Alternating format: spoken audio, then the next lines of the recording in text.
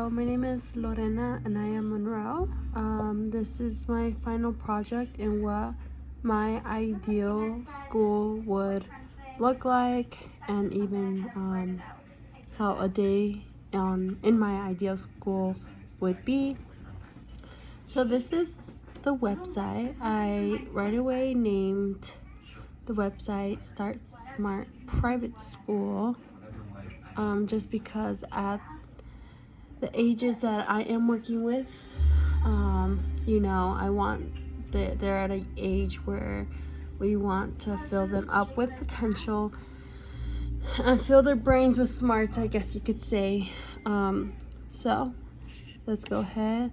My class overview, it's going to say, while giving your child the tools they need to learn and grow at their own speed, we provide a safe, loving environment. We encourage your child to come and play as we open their minds to a whole new world to explore. We are a school that assists children from 5 years old to 11. We understand how hard this decision can be, but we are here to answer any questions that may have. Give us a call or stop by to see for yourself the fun school we run.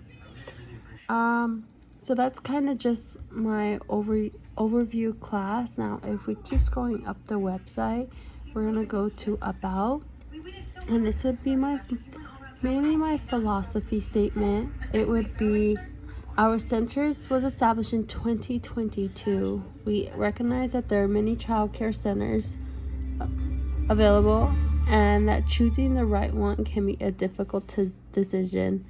As a result, we invite you to discover what so many other parents have discovered to be true, that our staff provides understanding, professionalism, and high standards.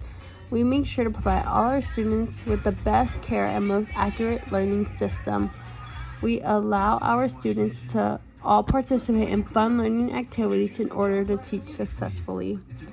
I wanted to go more about the Erik Erikson way, teaching our kids through play.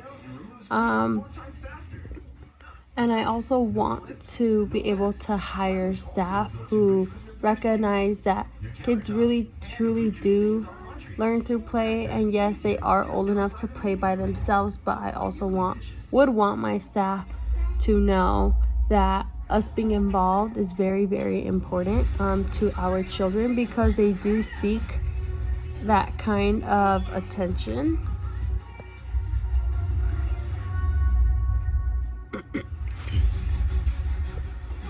After that, we will continue going to class benefits and what to expect. I have put flexible hours, so it says we are here for any time you may need for your child. But in this case, my place would be open from 6:30 to about 6:30 p.m. So it would be a 12-hour open day for these kids, just to be able to go somewhere that they may be able to call home.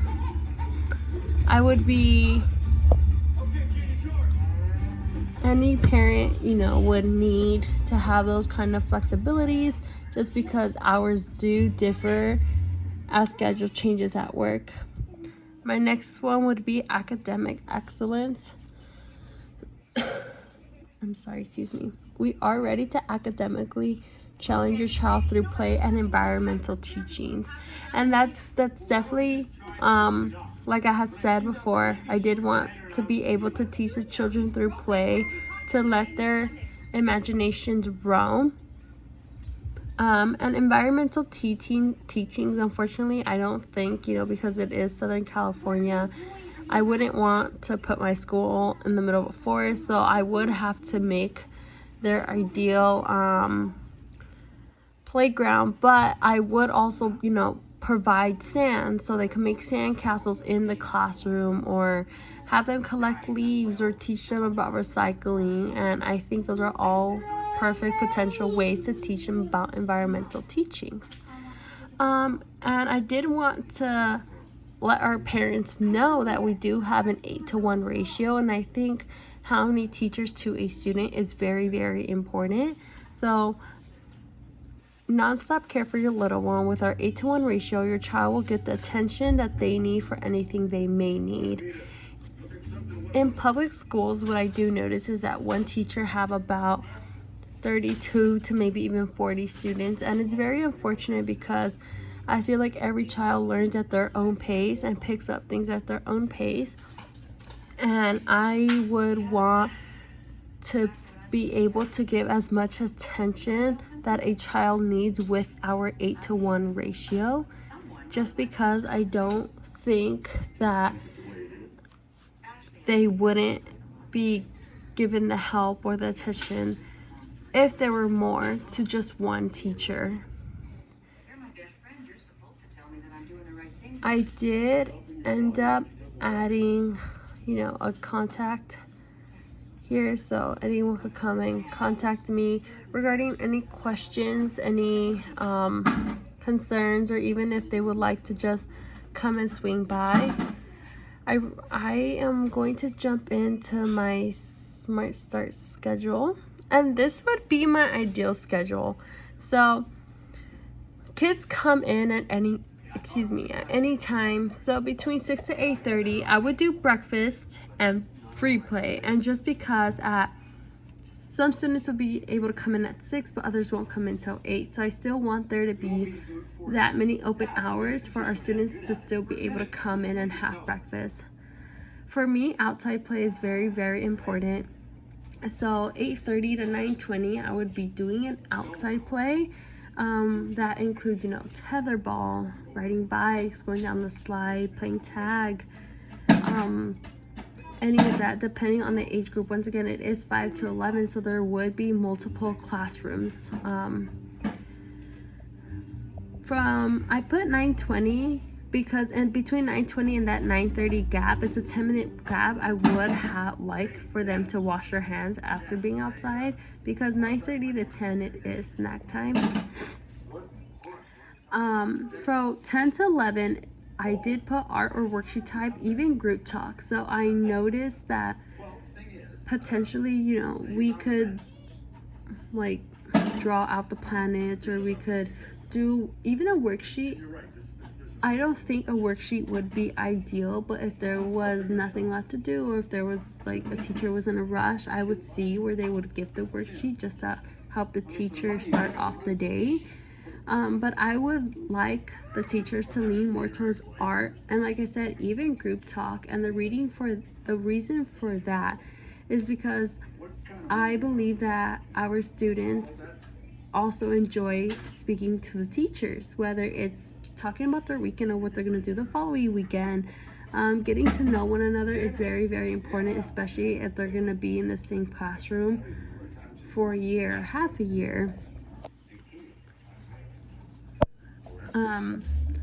From 11 to 11:30, I did put reading time, but I think that gives students the 30-minute gap to kind of wind down while getting their literature in.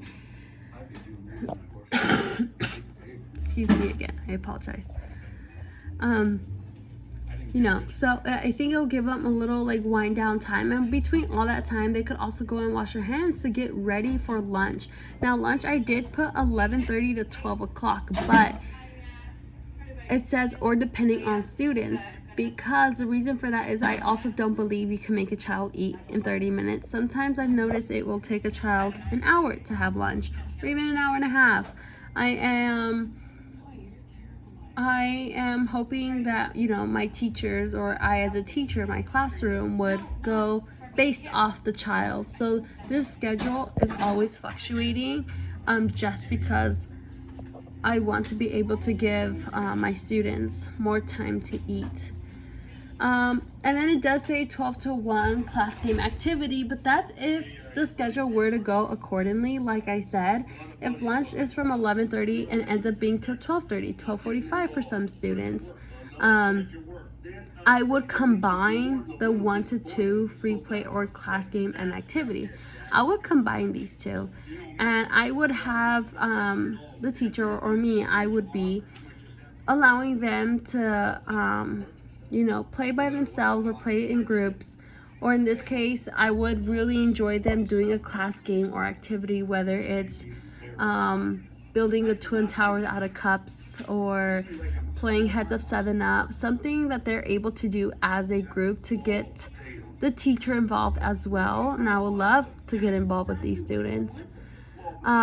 Once again, outside play is very, very important for me. So from 2 to 3:30, I will be taking them outside to go play again.